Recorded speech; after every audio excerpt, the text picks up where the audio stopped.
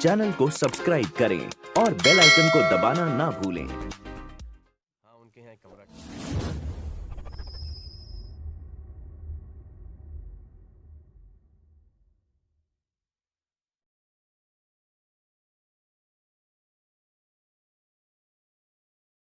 Hello दोस्तों, नमस्कार। आपके अपने YouTube चैनल मनी मस्ती पर आपका स्वागत है। आज की वीडियो में हम रिलायंस इंडस्ट्रीज लिमिटेड के बारे में बात करने जा रहे हैं।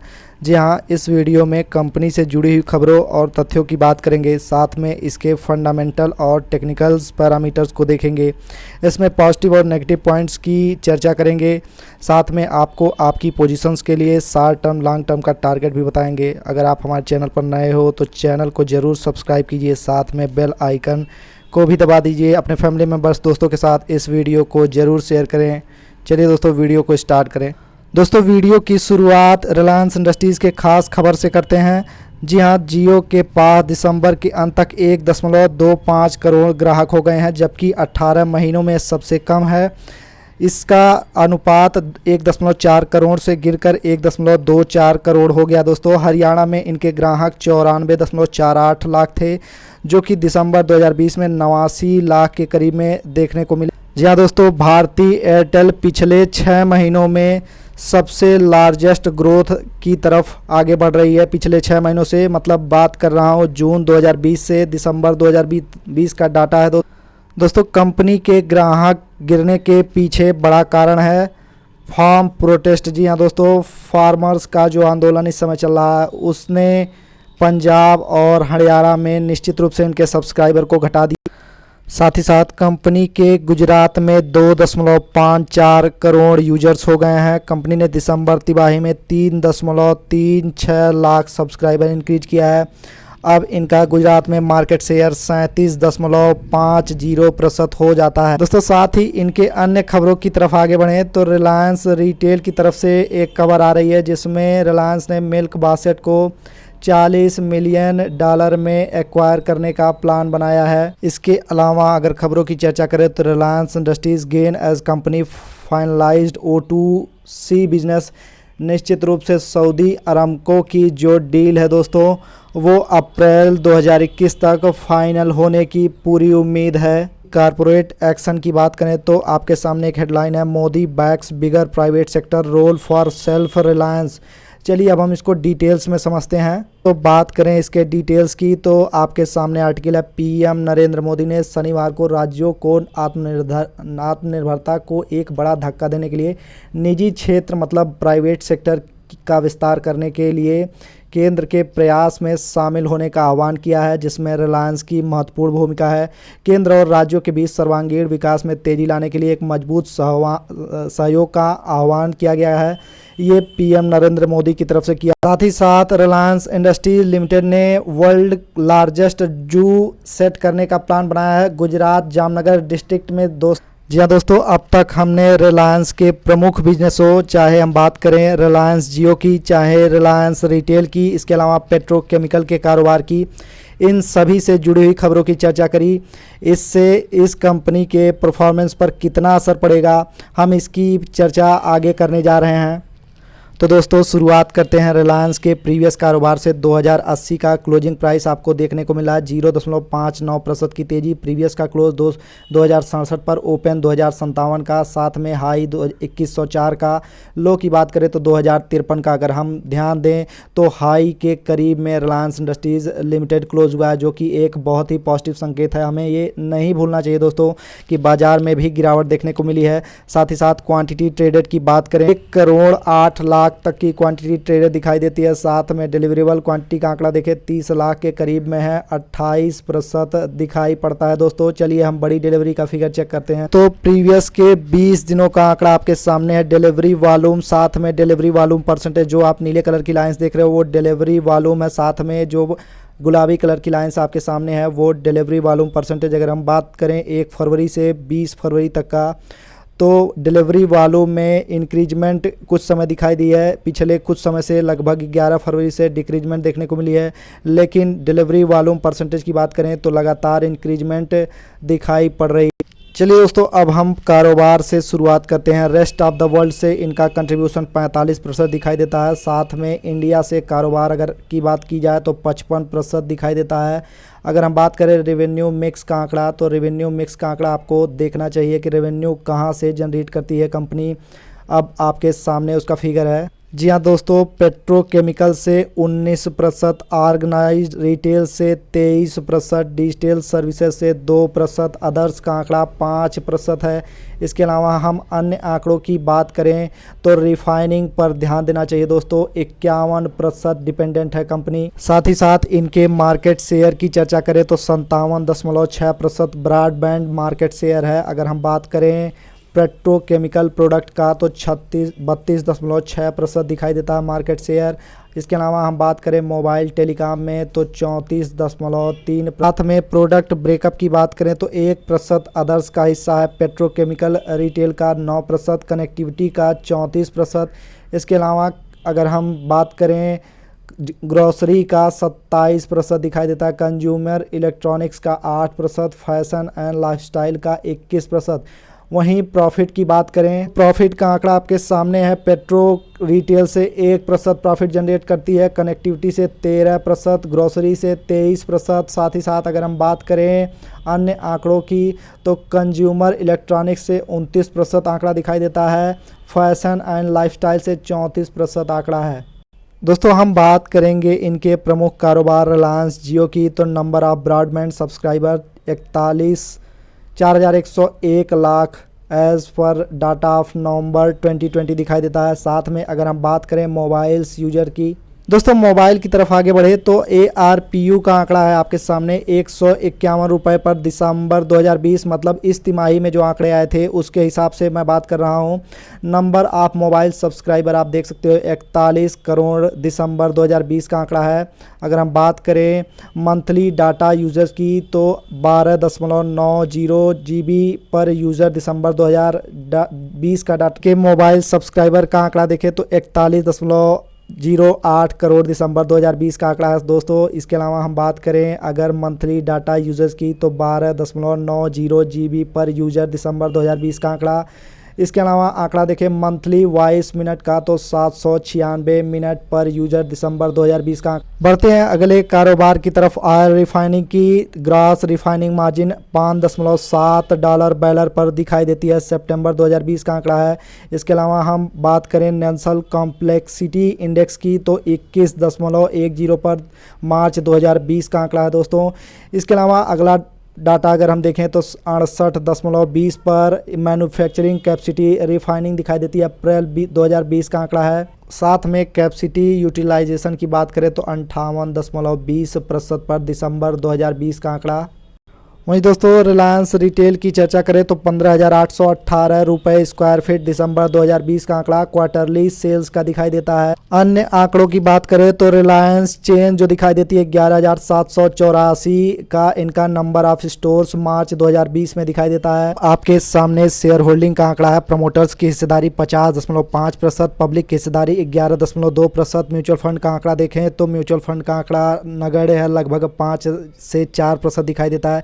FIs का आंकड़ा 25.2%। इसके अलावा हम अदर इंस्टीट्यूशंस की बात करें तो 8.3% पर दिखाई देता है। हिस्ट्री वाइज हम देख लें दोस्तों तो प्रमोटर्स का आंकड़ा आपके सामने है। प्रमोटर्स ने दिसंबर 2018 की हम बात करें तो 47.2% पर दिखाई देता है। दिसंबर 2019 से एक साल बाद 50% पर दिखाई देता है। इसके अलावा दिसंबर 2020 में 50.5% लगातार इंक्रीजमेंट प्रमोटर्स की तरफ से। तो किसने अपनी हिस्सेदारी को घटाया इसको भी चेक कर लेते हैं। म्यूचुअल फंड का आंकड़ा अब आपके सामने है। हिस्ट्री वाइज म्यूचुअल फंड का आंकड़ा अब आपके सामने दिसंबर 2018 का 4.2%। इसके अलावा दिसंबर 2019 में 5.3% इन्होंने भी इंक्रीज किया, लेकिन दिसंबर 2020 में एक साल बाद इन्होंने डिक्रीज कर दिया 4.8%। यह आंकड़ा दिखाई देता है। साथ में FIs का भी आंकड़ा देख लेते हैं। अब आपके सामने FIs का भी आंकड़ा है। दिसंबर 2018 की हम तुलना करें तो 23.9% पर दिखाई देती है। साथ में दिसंबर 2019 में 24.5%, दिसंबर 2020 में 25.2%। लगातार इंक्रीजमेंट दोस्तों।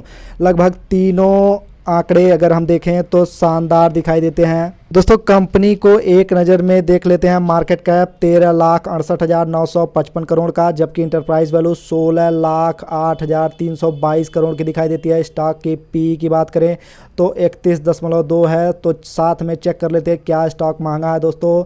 तो इंडस्ट्री की पी अगर हम बात करें तो 8.2 पर दिखाई देती है। इसके अलावा साथ में कर्ज की बात करें तो 2,55,241 करोड़ दिखाई देती है। डेब्ट टू इक्विटी को जरूर आपको देखना चाहिए, 0.42 पर यह दिखाई देता है। अगर हम डेब्ट टू इक्विटी देख रहे हैं तो इंटरेस्ट कवरेज रेशियो भी साथ में देखना चाहिए दोस्तों, यह 3.6 पर दिखाई देता है। आउटस्टैंडिंग दोस्तों अगर हम बात करें इसके अलावा प्राइस टू बुक की तो 2.15 पर दिखाई पड़ता है। चलिए दोस्तों अब हम कारोबार के आंकड़े की तरफ बढ़ते हैं। कंपाउंडेड सेल्स ग्रोथ का आंकड़ा 10 साल का 11%, 5 साल का 10%, 3 साल का 25%, ट्रेलिंग 12 मंथ का कोरोना के काल का दोस्तों -24% आपको ध्यान देना चाहिए।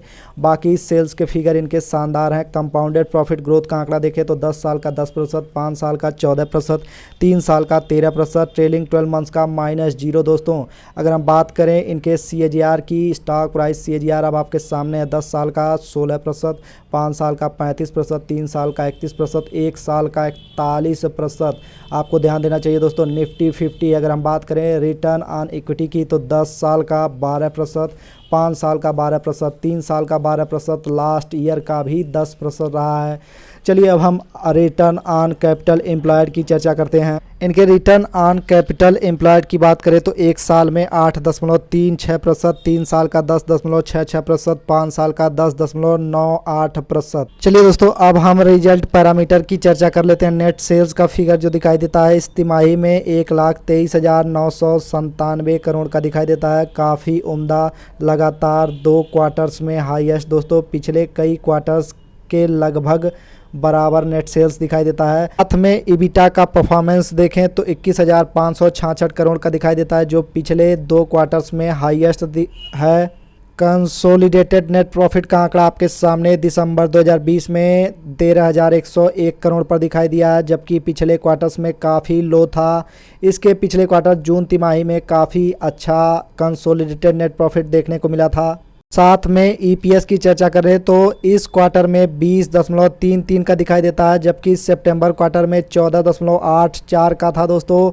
इसके पिछले क्वार्टर्स में 20.53 का था, जिसके लगभग बराबर इनका EPS दर्ज किया गया है। ये सारे आंकड़े दोस्तों कंसोलिडेटेड नेट बेसिस पर हैं। आपको EPS एनुअल भी देखना चाहिए। मार्च 2017 में जो दिखाई दिया है वो लगातार कंटिन्यूअस इंक्रीजमेंट है। मार्च 2020 में एक गिरावट देखने को मिली थी, लेकिन दिसंबर 2020 तक का आप आंकड़ा देखो, निश्चित रूप से मार्च 2020 के आंकड़े को इंक्रीज कर दिया है कंपनी ने। दोस्तों अब आपके सामने ऑपरेटिंग प्रॉफिट मार्जिन का आंकड़ा है, जिसमें दिसंबर 2020 में 18.30 का आंकड़ा देखने को मिला था। सितंबर 2020 में 17.03 देखने को मिला है। इसके अलावा दिसंबर 2019 में एक साल पहले 14.84 की समरी की बात की जाए दोस्तों तो क्वार्टर ऑन क्वार्टर इसमें इंक्रीजमेंट है। साथ ही साथ एनुअल क्वार्टर में भी प्रॉफिट मार्जिन में इंक्रीजमेंट है।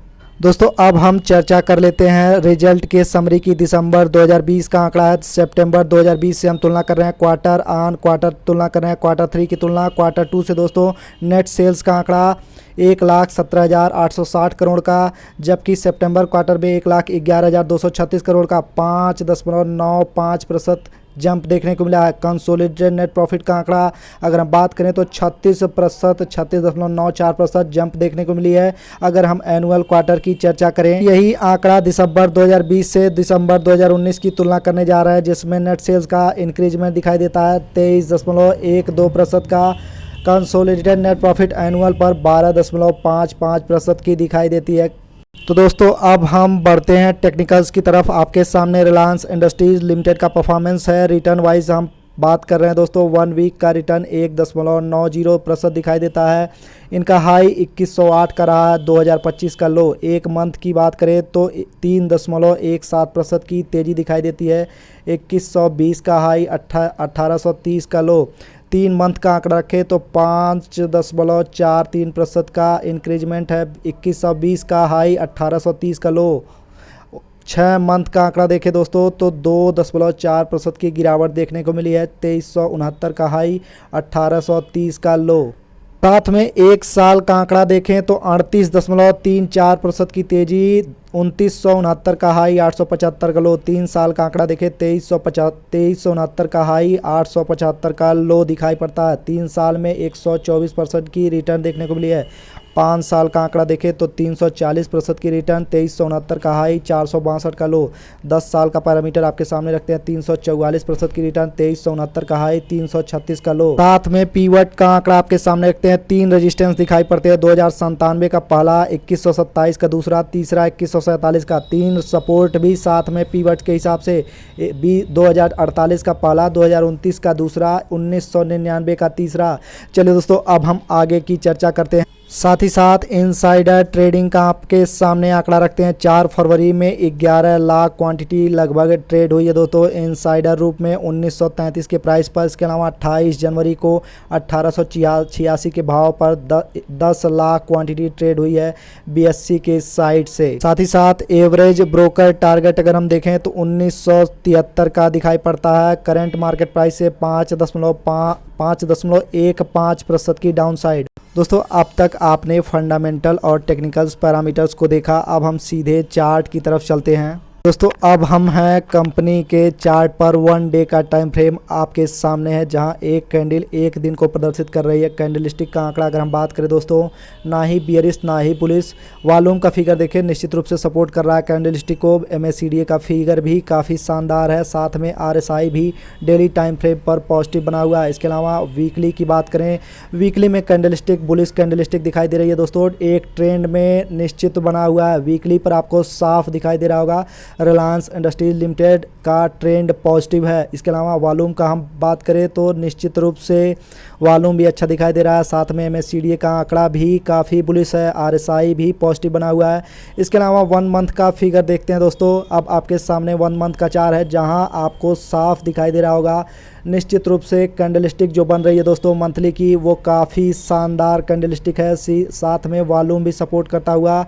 MACD का आंकड़ा तो कोई खास नहीं है, लेकिन RSI का आंकड़ा निश्चित रूप से डाइवर्जेंस बनाकर ऊपर की तरफ जा रहा है। साथ में 200 दिन का एक्सपोनेंशियल मूविंग एवरेज देखें तो 1905 रुपये पर दिखाई देता है, जिसके ऊपर शेयर प्राइस है। इसका मतलब इसका ट्रेंड अभी भी पॉजिटिव बना हुआ है। तो दोस्तों, अब तक हमने खास पैरामीटर्स की चर्चा करी। अब हम शॉर्ट टर्म मेंबर्स के लिए टारगेट और स्टॉप लॉस की चर्चा करते हैं। वैसे आप अपने फाइनेंशियल एडवाइज़र से ज़रूर सलाह मशवरा ले लें, ये एक डिस्क्लेमर है। चलिए दोस्तों, हम शुरुआत करते हैं। आपको एक स्टॉप लॉस लगाना चाहिए 1900 के near about. Short term members को 1900 के नियर अबाउट स्टॉप लॉस लगाना चाहिए, और टारगेट आपको रखना चाहिए 2300 तक के दिखाई पड़ते हैं।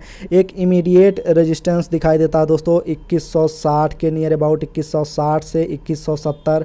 अगर ये स्टॉक प्राइस इसको होल्ड करता है, इसकी पोजीशंस इसके ऊपर रहती है, तो निश्चित रूप से इस बार बड़ा ब्रेकआउट होने के पूरे चांसेस रिलायंस इंडस्ट्रीज में दिखाई पड़ते हैं। साथ ही साथ लॉन्ग टर्म मेंबर्स की चर्चा करें दोस्तों, आपको अपनी SIP जारी ही रखनी चाहिए। मुझे लगता है रिलायंस इंडस्ट्रीज लिमिटेड का कोई ट्रेंड नेगेटिव नहीं दिखाई देता है। साथ ही साथ लॉन्ग टर्म मेंबर्स के लिए मैं इन्फॉर्म कर दूं दोस्तों, इस साल कंपनी कुछ बड़ा आपको गिफ्ट दे सकती है। आपको अपनी पोजीशंस में बने रहना चाहिए। दोस्तों, इस वीडियो के माध्यम से हमने रिलायंस इंडस्ट्रीज के सभी पैरामीटर्स की चर्चा करी। हमने फंडामेंटल भी देखा, साथ में टेक्निकल्स भी देखा। खास खबरों पर क्या रिएक्ट कर सकता है Reliance industries, short term long term के टारगेट्स और स्टॉप लॉस की भी चर्चा करी। मिलते हैं अगली वीडियो में दोस्तों, इससे बड़ी रिपोर्ट के साथ। तक हमारे साथ बने रहने के लिए, हमारा वीडियो अंत तक देखने के लिए आपका बहुत बहुत धन्यवाद। जय हिंद।